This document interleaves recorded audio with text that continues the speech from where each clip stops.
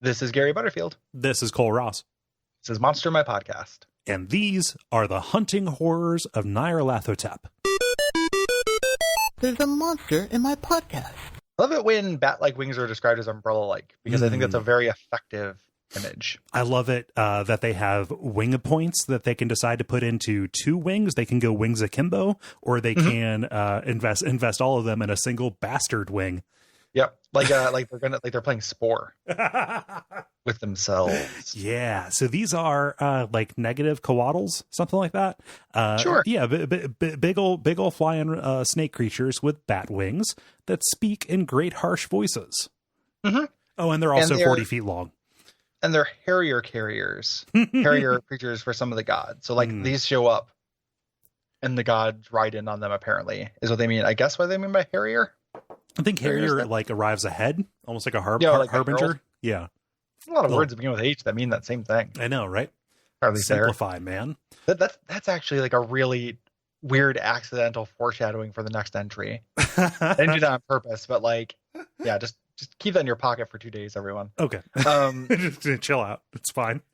So they can be dispelled by light, which I like, but I think that it's asking a little bit to say that a burst of light from a nuclear reaction perhaps could sear one to dust.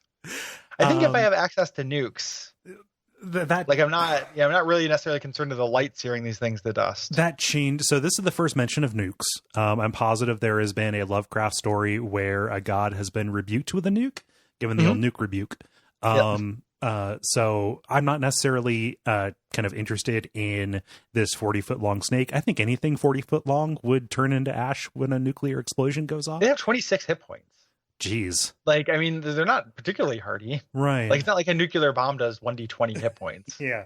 So, so I just, that has that August Derleth stink to it. Yeah. I'm sure that's a detail he included in this, because this is one of the, like, ones that he finished from notes. Okay. And just him adding that little detail because he thought it was cool, and because I always imagined August Derleth dressed up in a sailor suit with like a lolly. I'm helping. It's his name, for one. Yeah. But two, also just because he's so incompetent at this. Yeah. Or like the Mr. Show sketch where they have Button Gwinnett. Oh, yeah. Okay, but like the idiot of the founding fathers, and like that's what I imagine August Derleth is like. Well, that does explain the entry in all the tables that we've seen before. NTK, nukes to kill. It's always one. Yeah, and him just like licking his lips and adding that with a quill pen to the entry. Is like, I've made my own thing for Daddy. I do ever so hope that he is proud. Yeah, I hope him proud from beyond the grave. Ooh.